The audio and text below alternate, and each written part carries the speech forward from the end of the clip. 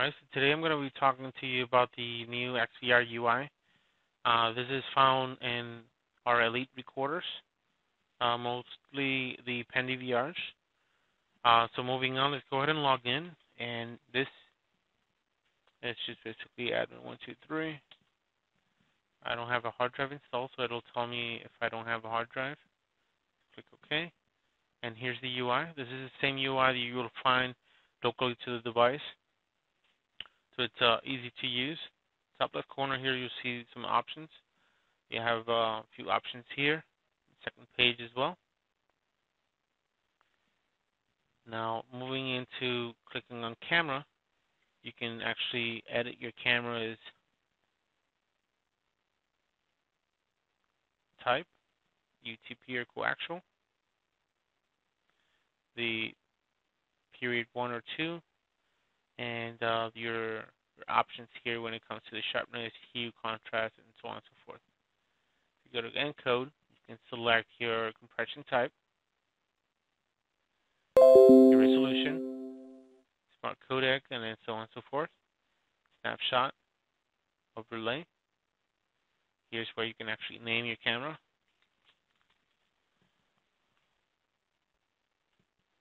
See here, I've named it tester. Then you have your path where you would like to save your snapshots using the web interface. Here you can select, C drive, and then record download would be the folder. Moving into our video detect, this is the motion detect menus. You can select your channels here. You can enable your PIR, set a period, basically the schedule where this rule would be in place, your region, the areas where you want to actually cover. Only the red areas here would be triggered, and then you can set the sensitivity and the threshold. I'll go ahead and cancel that. By default, your region is the entire screen, unless, let's say, you have an object here that keeps on moving like a tree. And you can just basically select that area, save it, and it will ignore all movement in that area. So it won't trigger any motion event.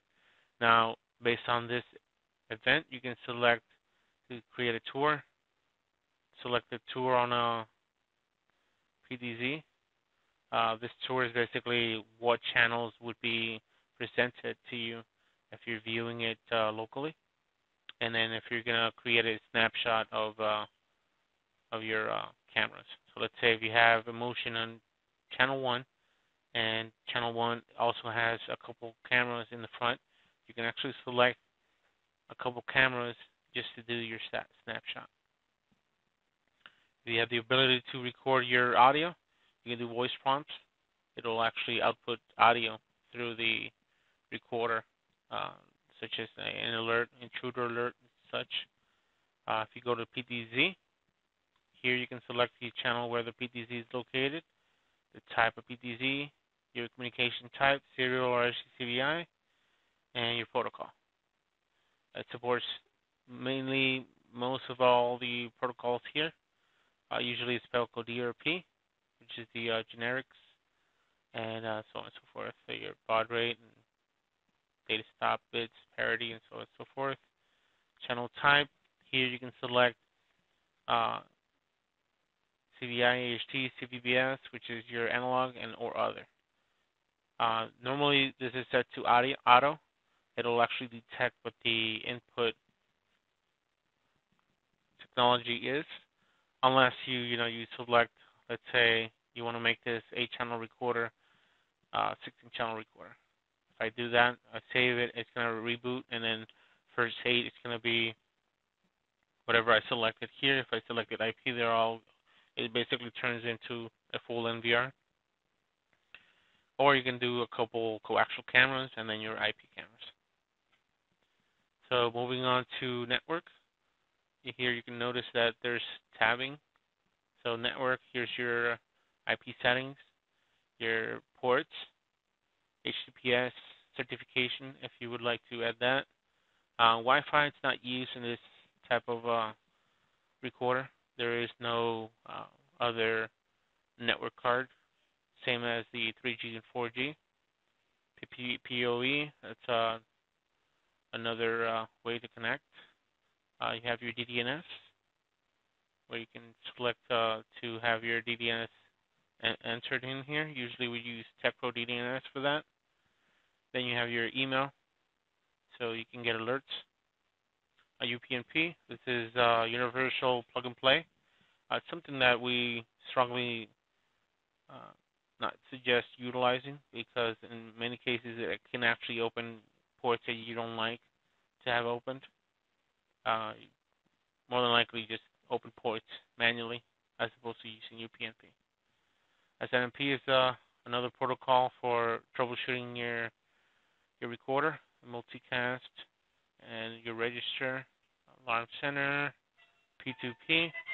This is basically where you can utilize P2P option to port forward your recorder without any port forwarding. And in reality, it's not port forwarding. All you're doing is accessing a server that has access to your recorder. In some cases, this is something that you don't want to do. In many cases, your IC doesn't allow you to open up ports, so this is your option for that. So next option is storage. Storage here, I don't have anything added to this unit, but here you can actually add what you would like to do. When the hard drive is full, you can overwrite, or you can stop recording completely. Usually it's overwrite, so where if your recorder has enough space for your cameras to be recording for 30 days, then after the 31st day or the first day of the month, it's going to start recording the old footage by the minute. So here's file length, time length that you can actually select. 60 minutes, file length 1024, which is 1 megabyte, and then so on and so forth. Schedule, you can select your motion recordings, your general recordings, and then motion and alarm, and so on and so forth. This is where you can actually select the channel to be recording in 24 mode, motion detection, or an alarm based on dates and times. Your hard drive manager, I don't have any hard drive, so it'll actually tell you the hard drive name, what it's being used, health, and then how much free space you have, and so on and so forth. Here you can select what channels you want to record, if anything. You can do manual, where you would have to actually manually set it to record. Let's say if a camera is inside of your home and you don't want to record unless you want to do it manually, then you can do that through here. Same as snapshot. Snapshot, if it's not enabled, it's not going to go doing any other rule. This is the main enabler for all the other rules that you saw earlier today. FTP, that's self-explanatory. You next export your footage to an FTP server based on a time and date. All right, so moving on to account. Here you can add, remove, add groups of users and give them permissions, as well as having an OBIF user. You can do that. OBIF is basically a universal protocol. This can be used to integrate with other services and or hardware. All right, so that's everything in here. Info is giving you the information of the OBIF version, the firmware version and build date, serial number, and then everything else. This is the 8-channel recorder, so it'll show you 8 channels, how many alarm inputs, and how many alarm outputs. Now in the log, here you can actually search what has happened during the day. Now this is a new unit, so there's nothing in here. But in your case, once you start using it, you'll see you can select system log, configuration, storage, any other type of logs that would be pertaining on any type of operation of this unit. Going to network. Network here is just basically telling you what user and what group from where. Here's the login time. where they logged in from, and then what's the user and so on and so forth. It's really good for in cases where you have an authorized user, then you can actually find where that came from, and you can actually even block that IP if you have the option in your router. Hard drive is just basically the status of the hard drive, smart, and then so on and so forth. And that's basically what's in here. So if I close all these, you can go into live. That's self-explanatory. That's your cameras. Bottom here, you'll see Start Talk with a drop down. This is your audio settings for your two-way audio. If you have a microphone in your computer, you can actually do so, as well as having an amplifier or some sort of a speaker on the recorder side. Instant record, it's manual record. Top right corner here, you see PTZ options up and down, what the speed is for going left and right, up and down, zooming in, autofocus, and so on and so forth. Then you have your preset that you can actually create here.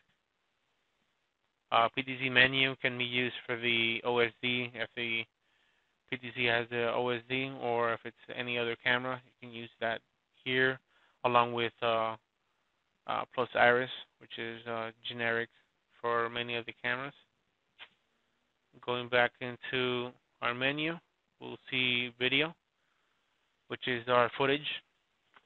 Top right corner here, you can actually select by month and year, the date that you want to find, and the cameras that you want to select. As well as here, there's a file list. You can actually go through that, or you can use the timeline. Since I don't have any footage at the moment, there's nothing in this recorder that I can show you. But you see here, it's green, red, yellow, blue, and purple. These are markings. Once there's any type of footage, you'll see the markings in the timeline, what type of recording it is. And let's say if you're recording 24/7 plus motion, you'll see the green bar all the way, along with little specks of yellow bars in here, indicating that around that time there was some type of motion in that particular channel. So that is the video, also known as the footage tab. Under alarm, here is where you would see alarm information, motion detection, tampering, and abnormal. Usually that's, let's say a hard drive is going bad. It'll show you here, sort of like another log option for your recorder. Alarm input. Here's where you actually can designate what, how the alarm input is being treated as either normally open, normally closed, what it's going to be doing, what's the schedule for that input, and then what you want to do with the input that you're getting.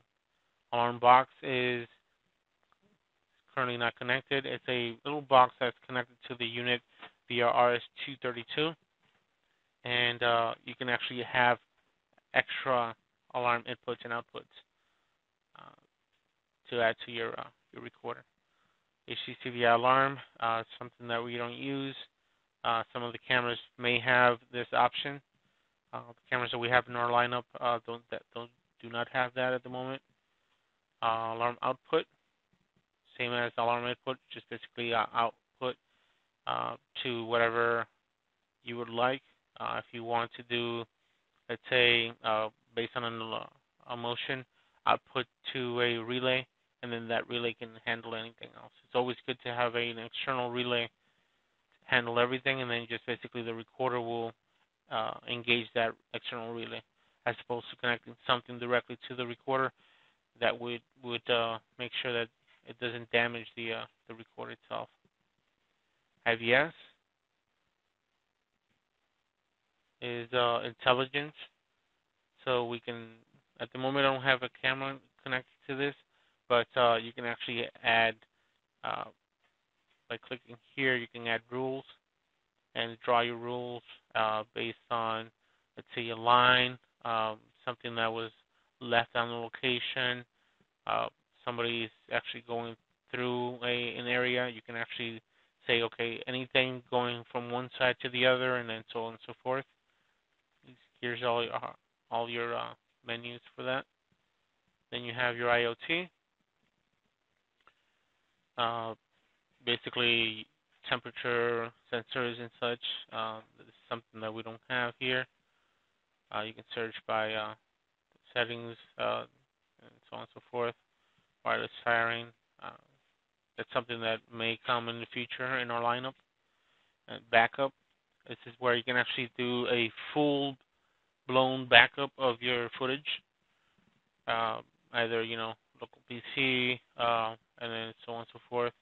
Select your areas and then click on bookmark. You can also select a watermark, like a little small image. That way you protect your footage. And that's your backup there. Selecting the second page, you have display.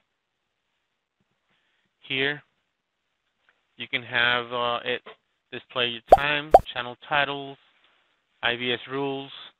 IBS rules, basically the lines that you had created before, they come up in a red line or a square, whatever rule that you select, and it'll show up in the live preview, and you can actually see if something has triggered that.